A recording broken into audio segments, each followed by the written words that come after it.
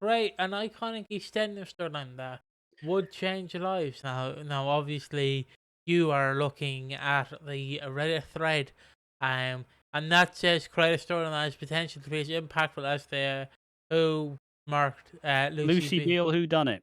Yeah, yeah.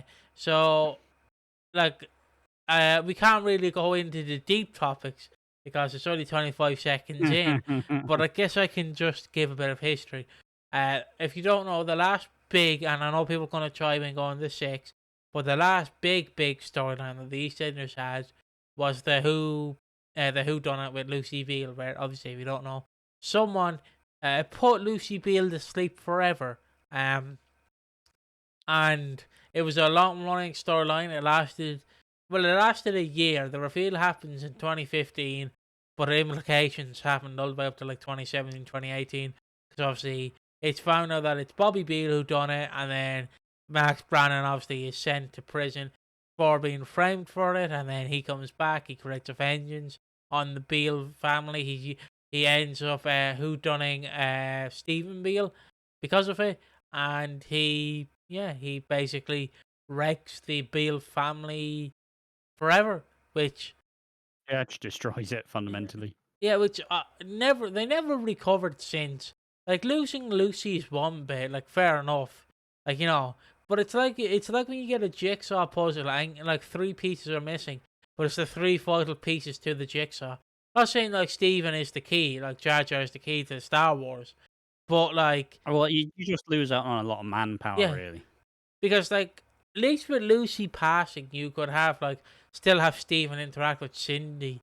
Like, but it's the fact that he's gone, and literally the Beale family is literally just Bobby, Cindy Jr. and Peter. Woo. I think that's all of them. But yeah. So this is creating a storyline that could be as big as it, and I guess I'd try and go first while muddying the waters. I mean, I suppose just to put that story in perspective, though. Obviously, I think the wave of excitement that hit this storyline is a whole lot different as to what the outcome did. Because obviously, the outcome, it being Bobby Beale, really did put a huge dampener on the storyline because people just kind of went, "Oh, really? This is what we've been waiting a year to find out. This is what we've been doing like 16 months worth. Oh, I don't even know, but like we've been building up to this for like a year, and it's Bobby Beale. Like, ah. So that's the kind of problem with the whodunit. It's kind of like the six. I still think the six is kind of iconic in a sense, but the other issue is the aftermath. Just like the Who Killed Lucy stuff is cheeks. So it does. If you look at it in its entirety, it does become a whole lot less impactful because you want the ending to be as good as the like kind of peak excitement. Yeah, and I feel like that's a problem they obviously had with the six as well, where it was fun when Keanu was killed, but the aftermath people don't really forget. They tend to forget. His body is discovered, and the six get away with it. Surprisingly, they get away with it. So yeah, And like if one of your like biggest antagonists of the storyline is Bernie Taylor, like something's gone wrong. yeah. But I guess if I'm creating a storyline as big and impactful as that, I'm gonna do a bit of alternative history here. I know that's not what people tuned in for, but fuck it, Ben Whiteley said the Red Water's in a parallel universe. I'm sure I'm sure you can Doctor Strange me saying this.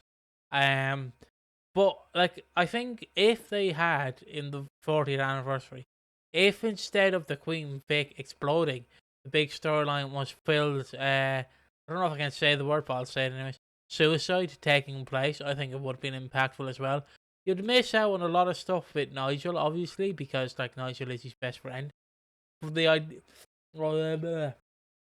idea of seeing Nigel or someone discovering him, and Phil's just like passed out, like, or you just have the image of where he hallucinates Grant, and they're just like, oi, alright, alright. Like obviously Grant's not actually there, so they hallucinate, and then Nigel comes with Grant, and then the ending is like he's obviously talking to Grant, but then you see Grant come in, so he's been hallucinating the whole time, and he's sadly passed. But I think like when Phil dies, that would be as impactful because I feel like you have to. I don't know how to say this, but you can't have Phil just nip off screen. You can't really have him die off screen. You have to have him die Oh, on it's screen. it's gonna be like a couple year long, like, Yeah, because well planned out. It has to be. It be- has to be because Phil has become. He's basically become. He's not necessarily the starring character, but even in comparison to like Sharon and Ian, people have been there longer. Phil has probably been the most high profile since he's been there. Since what, 91? So 1990. like, yeah. So fundamentally, he's had 35 years. And like we're only now seeing him become the Phil who is a little bit more tame, and he's not the macho Phil anymore. So it's kind of, you do need to really make it a huge moment. And I like the idea of this. I like the idea. It would have been really dark, but it would have also been really shocking. Like, people were shocked by the Martin one. Imagine if that was Phil. Like, imagine if the death at the 40th was Phil and he went out in such a way. A part of me wants to, since we're just doing alternate history, a part of me wants Ian to have the Pauline exit. Because at the end of the day, I just don't think. I don't think. I think Ian's going to outlive most of his kids. Like, he already So has. yeah, He yeah. already has. So, like, by the end, he's going to have, like. I. Is Ian going to become Lou Beale, in a sense? Is that who he's eventually going to be? Is he going to become, like, Reg Cox, in a sense, where by the end he's become such a weasel that all his family just hate him? I And mean, so, like, he dies alone by himself? I mean, just on Ian Beale, the perfect thing for me to do, or not me, but the perfect thing they're doing right now, which I think is good, is making him a gammon, which we're not going to dive into. Watch the podcast so you can get an explanation. Yeah. But basically, Yeah. making him like he's pro, like I don't want to say he's a reformed voter because he's not. Anti-woke. He's anti-woke. He's just anti-establishment, basically anti-woke. He's not a reformed voter. I don't think he'd vote reform, but he's just like he's He just would. He would. okay. But like he's just like anti all of this, and I think by the end you're gonna see, like he's not gonna die alone, but he's gonna die in a sense where like he like reconciles with his family. And I can see over the coming years where everyone's like, it's just me racist granddad, don't mind him, and you Hmm. slowly see him get older and older, and if you want, you see him hate life, and you see him just get I old. could just see him get really bitter. Yeah, Like I said, it really is that, like, Pauline kind of style, because Pauline, by the end, Pauline Fowler, Arthur's dead. A relationship with Joe Mace's garbage, and obviously Wendy Richards never thought it should have happened anyways. A twin brother's dead. Everybody's dead but Martin and Michelle. Michelle, who's never gonna visit. She is by herself. She has a dog, and she has the family home that her family lived and grew up in, but nobody wants to be there for her because she just can't help interfering. She just can't help getting in everybody's way. So I could easily see this being the template for Ian, because I don't know, like, even when Ian's kind of at his best, he still is kind of doing it in a slightly, like, arsehole way. So, like, even when he's like, "Oh, I'm rich, I've made all the money, this is great," he's still doing it, like, putting the two middle fingers up, like, "Fuck you." Like, it's just kind of. And the only times you really are supposed to feel supremely bad for Ian is, like, the Lucy stuff, or when shit really hits the fan, you have to kind of go, "You know what? You are a prick, but right now, that doesn't matter." So, I like, even when people are being nice to him, that's still like, I'm giving you 5 minutes where I don't hate your guts. Like, I I do feel like again the Doctor Strange this. Um, I feel like for the 35th anniversary, and this might be controversial, but fight me on it. Dot's death, 2020, do it. Because then, because that would have been, in my opinion, one of the biggest passings ever. Like if they actually showed it, and it wasn't like, oh, she just died in Ireland peacefully. It's like, woo. But like I'm saying, for the 35th anniversary, you build up that a long running character will die, and it's not like fucking, who was it It's again? not Denny. Yeah, it's not Denny. Denny. Yeah, where like you get a bunch of Dot's family. I know Dr. Leg's dead, but like she, Yeah, but I mean, you could bring Lofty in, you could bring Mary in, you can bring Barry and Colin, you can bring in a bunch of the characters from the 80s, and and I feel like just remember and have it be a year where Dot just gets increasingly ill, and then even you could tie it into the old pandemic. yeah, and I know this might upset people, but I don't care. I would have where she hallucinates at the end. I know this would be around Oh, COVID you'd though. have to bring Nick in Yeah, somehow. yeah, you have Nick, and she's I don't know how you do it. Maybe say that. Maybe you just get a monologue at the end. I don't know, because you can't just redo Peggy and Pat. You no. can't do it, but you need some way to have Nick's death, to have Dot's death, have Oh, Nick there as well. I And feel maybe there's like a cassette recording of like Nick just saying "Hello, Ma," or like "Goodbye, Ma," something like that. Just I'd something have. different. I'd have it where like you see Dot die, and then the end quote of the episode, you hear "Hello, ma," because obviously she's dead and she's seeing Nick. I know that put into question, is Nick Yeah, in heaven? But it's yeah. I what, highly doubt Nick's in heaven, but you know what I mean. Like it's to be fair, the alluded amount to. of stuff Dot's done, she's probably going to hell as well. Let's be honest. She's probably killed nearly as the same amount of people as Nick. Nick has killed. Nick has killed. Yeah, Eddie Royal. yeah, He killed more. He killed more. yeah, Let's be yeah, real. yeah. He did. Dot only assisted with Ethel and assisted with Nick. So, uh, it depends in the eyes of your God of what you believe. But yeah, like the end of the episode is like, "Hello, ma," or like, "Welcome home, ma."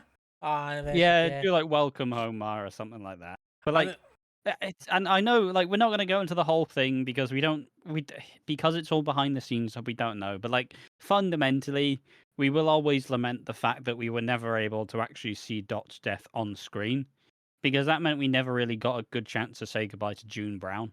yeah, Because like and they had the opportunity to. Like she only like and yeah, admittedly, you kind of have all the kind of less fun factors. How yeah, her eyesight was going, and her hearing was going, and ultimately, she really would have just been hard to work around. But like, she's been there since the fucking start. and You can fucking do it. You don't have to have a film in 15 hours a day. I Like, do, just have her make about 20 to 30 appearances throughout the year. You see her slowly get worse. And then eventually, yeah, for the 35th anniversary, which what was in 2020? yeah, And she announced she left in 2020, like around the anniversary time. Like, I don't know, man. I don't know. I don't mean to like, oh well, she had this, she had that, but like Barra Windsor, when she was filming like Peggy stuff, she had early onset dementia from what I remember. So it's like, I'm not like pitting like bad versus bad, but it's like you kind of bend the needle for someone who is forgetting stuff, but you're not keeping someone who can not really hear or see. Like, who cares if she can't really see or read? That just adds to the fucking And element of the show. obviously, if it would come out and she wanted to leave and she wasn't willing to stay and they had made a bunch of allowances for it, fair enough. But because it's been so hush hush, we won't know, so we do kind of have to speculate. But like from everything it felt like at the time, it did feel like she'd felt like she'd been disrespected and mistreated. And like, yeah, sure, you can probably argue that, yeah, as like a 90-year-old woman, maybe you're not going to be having big storylines all the time.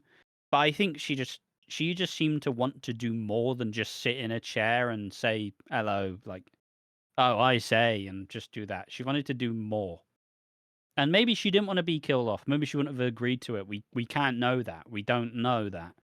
But the fact that we never actually got to have the truly emotional death of Dot on screen and just had the funeral, that is still, well, something that's going to probably keep everybody up at night.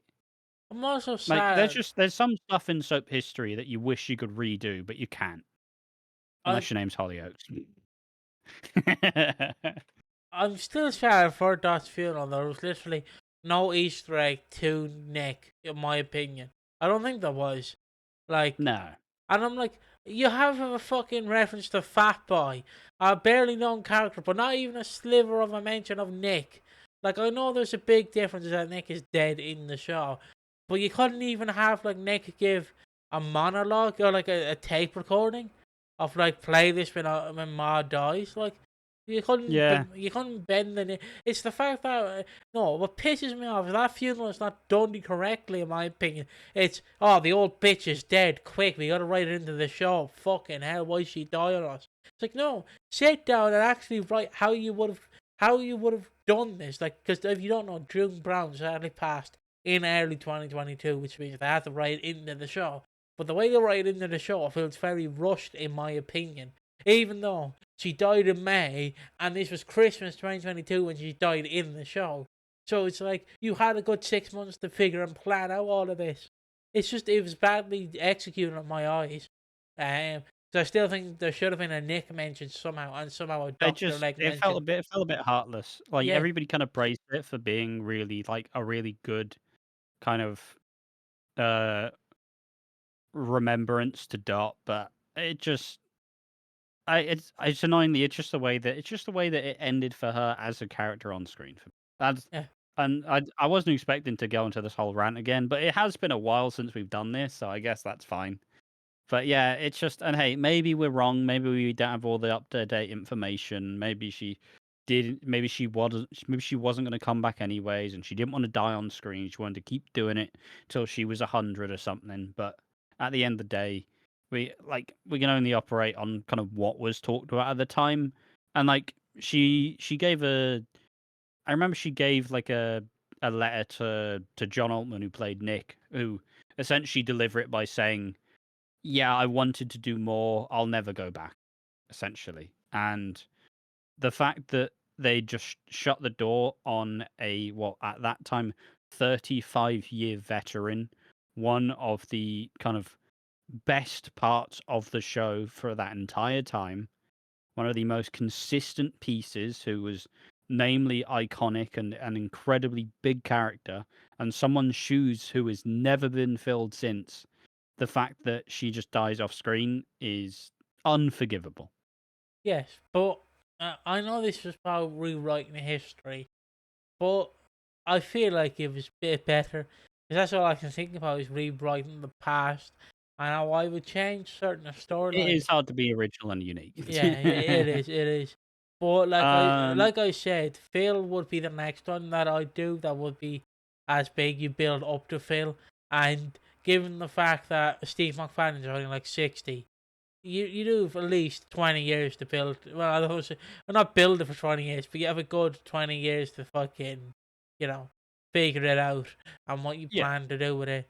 If it even lasts for 20 years. But yeah, I like, for me, for Phil, you have where he's dying and you have all the Mitchells around him, including the yeah, new Mitchells, including all the Mitchells who are lesser known.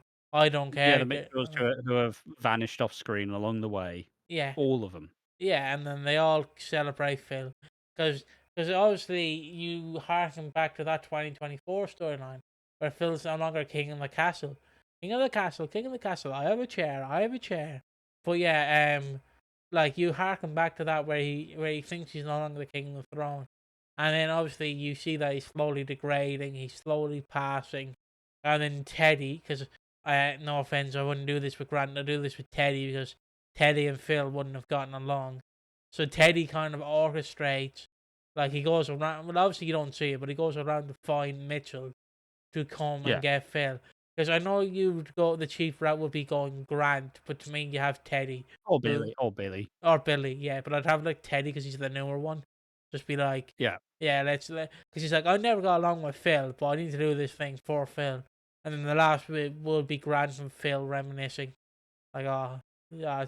I'm just sad thinking about it, just like imagining like Grant and Phil, like, oh, just two brothers, one last time, hugging it out.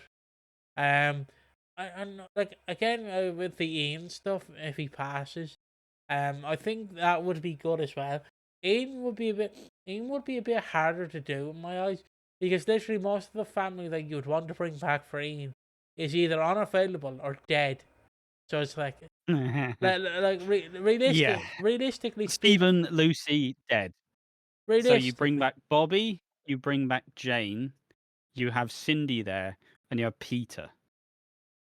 And then I guess you bring in Cindy Jr. But that's if, you can actually get the actress to reprise a role. And but then, like, who else do you have? Because all of the Fowlers who were his extended family are dead.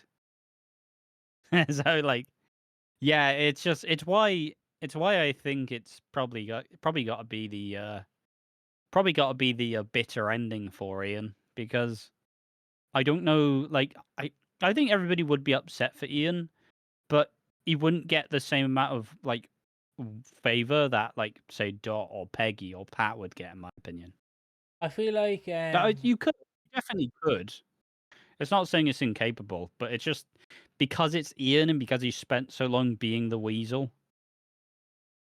you remember that first Duff that ever happened, where or not Duff, first Julius thing where he's talking to Lou Beale, and Lou's like, "I'll sort it." I know this might be a cheap Yeah. cop out, but you kind of replay that in his head, sort of, like as a memory. That like you hear Lou Beale saying like, "Oh, everything's going," you just find and put together. Like I know it sounds a bit weird. She'd be like, "You be okay," but like you find and clip together clips of Lou Beale like telling like you're gonna be all right. Like you somehow get Lou Yeah, but Beale the issue involved. is the issue is by the time Ian dies on the show, I don't think any of the fans are actually gonna remember who Lou Beale is. I don't care. I'd fucking I just have it. Sort of like have like just I for Ian or Phil, I'd have an entire 2-part And episode. also, Kathy's probably good. Let's be real, Kathy's. I know Gillian Telforth is like I don't know. She ages fantastically, and she's like 70, but you wouldn't get it. You wouldn't guess it. She's probably, let's be real, she's probably gonna die before Ian does. Let's just be aware. Be aware that it could happen. She did already. Wait, Hmm? she already died before Ian. Oh, yeah. Wait, he's done it, lads. He's done it. But like, I'd do a 2-parter for Ian, where you kind of have it be like a nostalgia episode where it's memories, where like Yeah. where you just I don't want to say you run classic memories, but you show like you dedicate an episode where it's like you run back some memories from the past, and like so you have the iconic moments of Ian. Uh, Yeah. probably don't include the I've got nothing left because that's more of a meme than an iconic No, moment. you do. It is an iconic moment.